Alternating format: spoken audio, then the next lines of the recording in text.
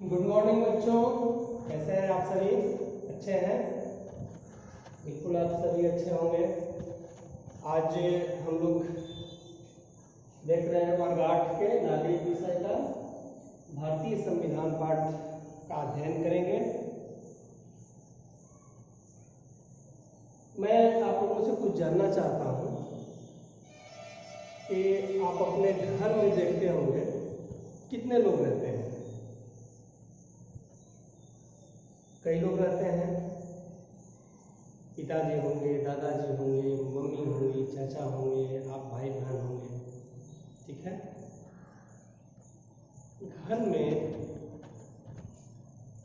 अगर कोई बात होती है या कुछ जानकारियां प्राप्त करनी होती हैं तो कौन बताता है? पिताजी, ठीक है, ओके। और दादाजी, बिल्कुल सही। और उन्हीं की बात मानी भी जाती होगी, सब लोग मानते होंगे। अच्छा, हम लोग जब स्कूल आते थे तो आपको क्या लगता था? वहाँ क्या आप देखते थे? कौन कौन लोग होते थे आपके साथ?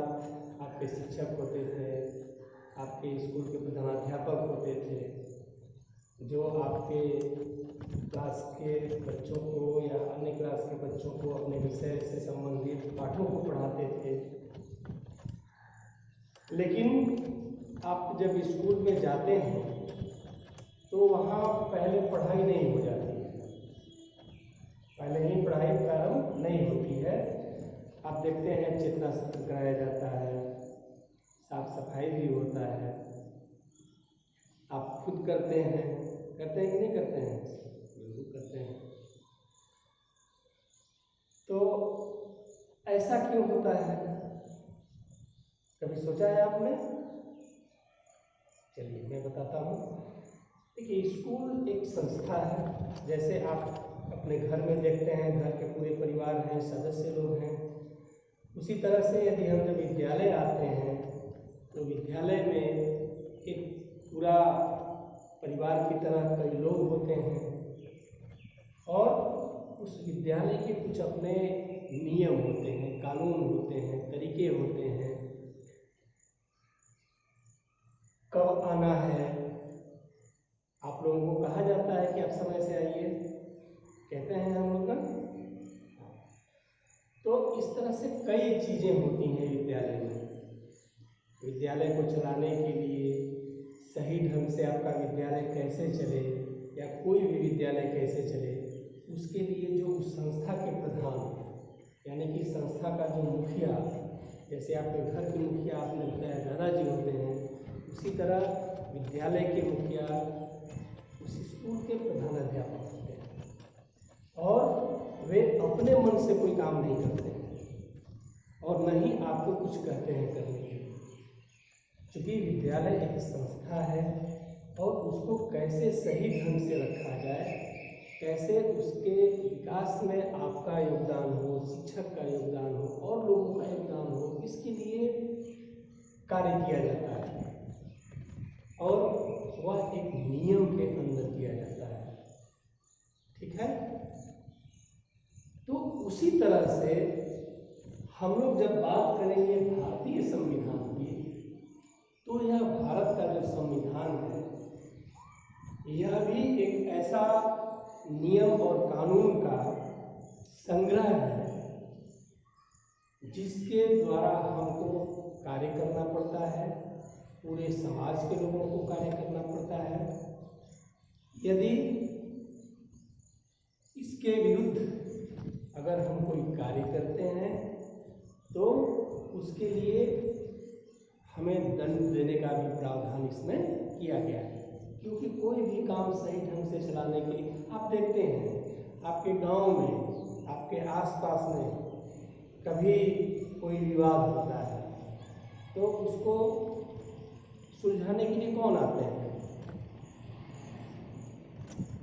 मुखिया जी आते हैं, गांव के बड़े बुजुर्ग लोग रहते हैं, सरपंच रहते हैं और वे सारे लोग मिल करके, चूँकि गांव का जो विवाद होता है उसको देखने वाले सरपंच और मुखिया होते हैं।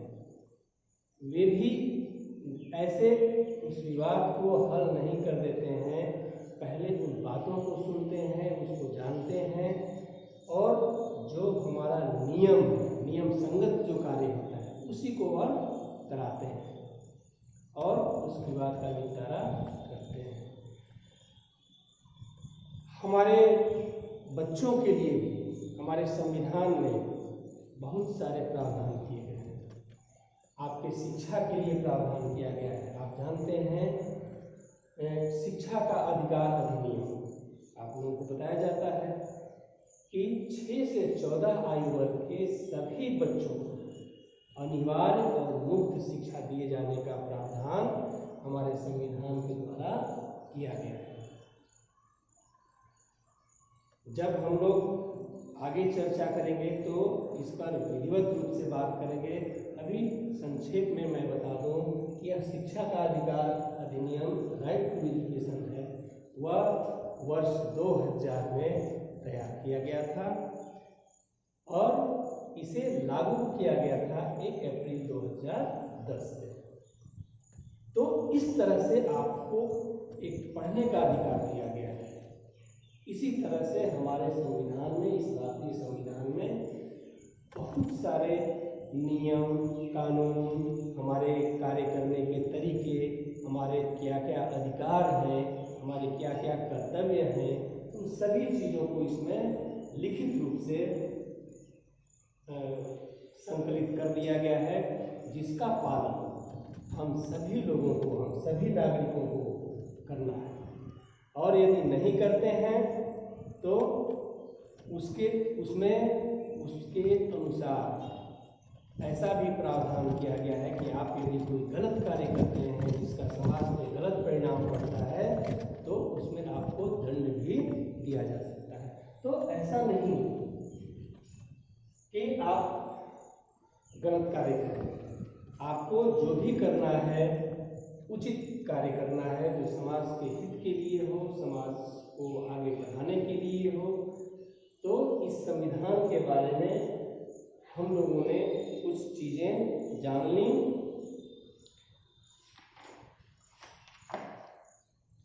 और यह संविधान हम लोग जानते हैं कि हमारा देश अंग्रेजों का गुलाम था। एक लंबे संघर्ष के बाद, बहुत काफ़ी लड़ाई लड़ने के बाद हमारा देश आज़ाद हुआ और आज़ाद होने के पश्चात इस देश को सही ढंग से चलाने के लिए, सुचारू ढंग से चलाने के लिए ऐसे नियम और कानून की आवश्यकता थी जिससे हमारा देश एक सही रास्ते पे चल सके। और उसी चीज़ को देखते हुए, उन्हीं चीज़ों को ध्यान में रखते हुए कि कैसे हमारा देश विकास करे, कैसे हमारा देश निरंतर आगे बढ़ता जाए, उसके लिए संविधान का, भारतीय संविधान का निर्माण किया गया। इसका पूरा इतिहास कैसे बना, कौन इसको बनाने में सहयोग किए, इस पर चर्चा हम लोग अगली पाठों में करेंगे। आज आपको मैंने केवल यह बताया कि हमारा जो भारतीय संविधान है, यह भारतीय संविधान एक नियम और कानून, हमारे अधिकार और कर्तव्य से संबंधित ऐसा दस्तावेज है जिसमें सभी चीज़ों को लिखित रूप में संग्रहित करके हमारे बीच रखा गया है, जिसका पालन